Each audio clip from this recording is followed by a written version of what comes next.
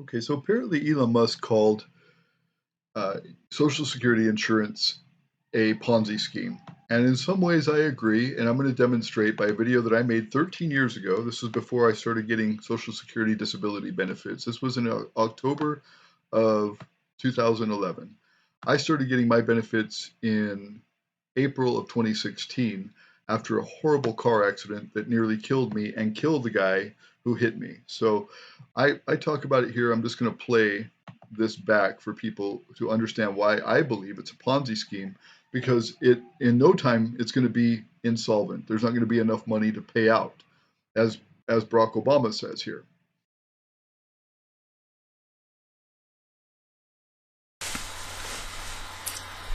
Hi, this is Ryan from xcannabis.com.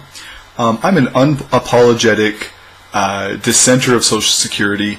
If they gave me the option to opt out, maybe sign a contract saying I won't ask for Social Security benefits when I retire, just allow me to opt out now. And I would even give them the money I've already paid in without any request for reimbursement. That's fine, keep it. But don't make me pay something that I'm not going to get when I retire. They keep raising the retirement age. They keep reducing benefits. It's not compatible with inflation. It's not keeping up with inflation. And the fact is that it has become insolvent. We saw this during this whole debt ceiling debate in July. Can you tell the folks at home that no matter what happens, the Social Security checks are going to go out on August the 3rd? There are about $20 billion worth of Social Security checks that have to go out the day after the government is supposedly going to go into default. Well, this is not just a matter of Social Security checks. These are veterans checks. These are folks on disability and their checks. There are about 70 million checks that go out. Can you guarantee as president those checks will go out on August the 3rd? I cannot guarantee that those checks go out on August 3rd if we haven't resolved this issue, because there may simply not be the money in the coffers to do it. The Board of Trustees of the Social Security Administration and Medicare claim that Medicare and Social Security will be bankrupt within the next 20 to 30 years. So to put things in perspective, these dates come from the Board of Trustees of Social Security and Medicare, their 2009 reports. You were here at 2011.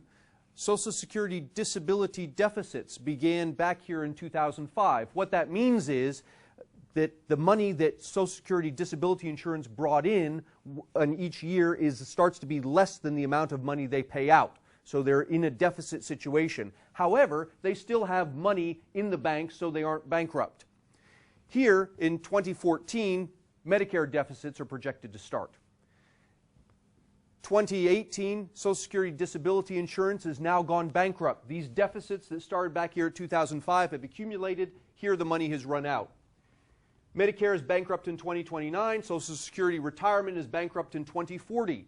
And this is today's 50-year-olds retiring. This is today's 40-year-olds retiring. And those 22-year-olds in the audience, your retirement is somewhere out there in the hall.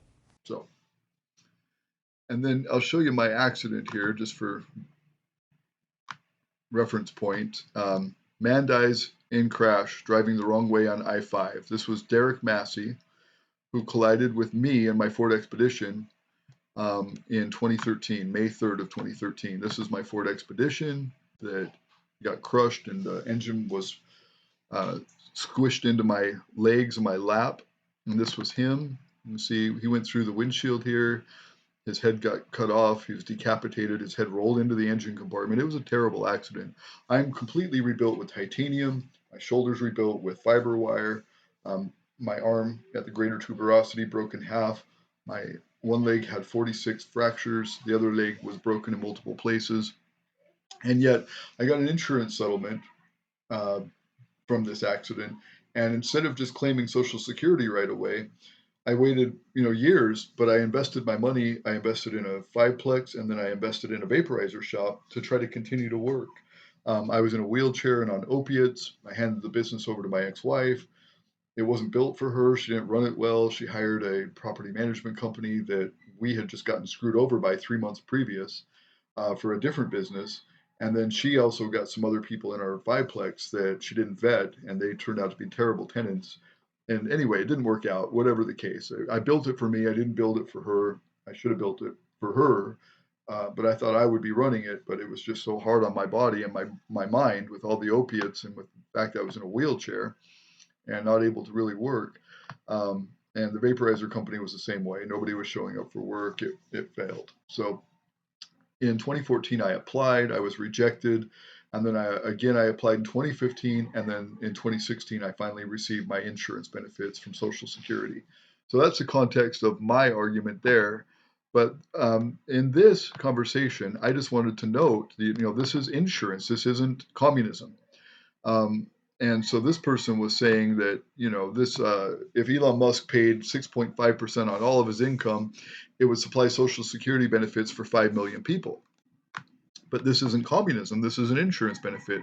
So this is my logic. I said, I don't think that his logic is sound. Why would someone pay more for insurance premiums? Because they simply make more money. It's like you own a car, and it's the same car basically that everyone else has, and your driving record is good. But because you make a lot of money, they consider you more of a risk, so you pay more. If you wreck that car, you get the same reimbursement as someone who pays less for premiums. Your risk isn't greater, but for some reason you pay more simply because you make more. That makes no sense. Social Security is insurance, and the return for a retired person who makes $1 billion is the same for a person who makes $170,000 a year. When Elon retires, his payments per month will be the same as anyone else who paid in. So this person says, this is a friend of mine, I know her personally. Do you understand how SSI works? It's based on income. People who make more have a different amount in their retirement than people who make less. And yes, it is taken from your check to do, and that has to do with your wages. So this is my point. So say Elon Musk pays in $1 billion, right? And the other person next to him pays 170,000, or pays 6.5% on that anyway. Elon Musk pays 6.5% on $1 billion, let's say, and the next person pays 6.5% on $170,000. Well, when they retire, their check is going to be $2,000 each, let's say. It's not going to be more for Elon Musk simply because he paid more in. It's going to be the same as the person who made $170,000 a year. So if it's relative, and this is what I'm saying here, I go down and reply, blah, blah, blah. They explain how SSI and SSDI work. Your arguments demonstrate a major flaw in the system. We are required to pay in even when I claim 0 on my W-4 forms and no income tax was collected. They still took SSI, SDI. And yeah, same with Elon Musk. If he claimed 0 next year, he would still pay, right? Blah, blah, blah. He's tying in all these other things. He's saying, but luckily we don't move in the same circles. He wouldn't survive a couple of minutes of my presence, and neither would the child molesting Nazi creep Trump. I generally allow people to express themselves, blah, blah, blah. Jesus, it's hard to even keep up because there's so much of a tirade. What are you saying? Oh, we should also install new SSI tax. Blah, blah. So he's tying in subsidies that industrialists get from the government, or grants, or tax breaks or whatever, into Social Security. Social Security is a completely separate fund, right? And it's insurance. It's not, part of taxation or communism. It's an insurance policy set up by the government. So it's not tied into all the same things as far as I'm concerned. Anyway, what I said, I do understand how insurance works. Yes, I receive SSDI because I got injured on the job. And for example, if I pay into SSDI a low amount of money before getting hurt, then I get a low amount of return for my monthly payout. SSI works the same way for retirees, but also has a cap of what I will get paid out. So for example, if I say, if I pay, let's say $1 billion into Social Security, I would only get back a maximum of what someone who pays around of somewhere around $2,500 per month. But if I only pay in $300,000 to Social Security, I get the same amount, about $2,500. So it's not like because I paid in $1 billion, I get more back. If I pay in $1 billion, I get the same back as somebody who pays in $300,000. So that's the difference. If someone who paid in $1 billion gets a relatively equal amount back to what they paid in, then that makes sense. And then I said to Tim, I said, a flaw, Tim, so SSA is not insurance? As a beneficiary of SSDI, I am aware that insurance is part of the name of the benefit, Social Security Disability Insurance. So many people yell and scream, it's not an entitlement, and say it's a benefit that we pay into. That is true. And that is why it's capped at a certain income level, because the payout is capped. If, for example, a billionaire puts in 6.5% of their income, and when they retire, they get a relative payout, that makes sense. But the billionaire gets back a capped amount. The billionaire gets back the same amount per month when they retire as a person who pays in only 6.5% of their income of $170,000.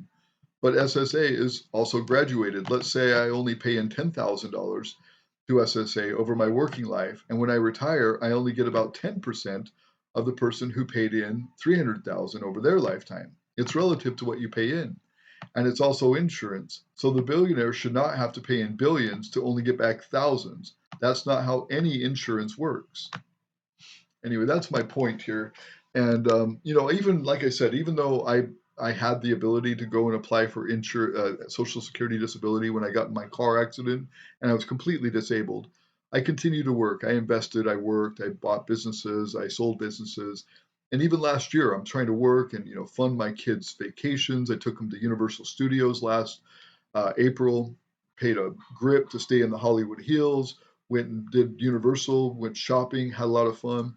On my limited income, very limited. I get a couple thousand a month. That's all I get. And in order to fund that, I continued to work. And even last April, right after we got back from Universal Studios, I'm working. I'm on a ladder installing a camera. And because I'm shaky and wobbly from my original injury in 2013, I fall off the ladder and cut off my finger. So now I have less digits than I had last year at this time. Last April, I cut my finger off. So I continue to work. I continue to strive. I'm not just a person who gives up and lets the government take over for me. I would rather work and pay for my own needs than have the government pay for them. And that's what I was talking about in this video, which I've played for you now. So anyway, that's the way I see Social Security insurance. I agree with these people who say it's not a handout, it's a benefit. We pay into this. We pay into this and it's insurance. I agree with that. Absolutely, 100%. It's not communism. It is a benefit that we pay into. It's insurance.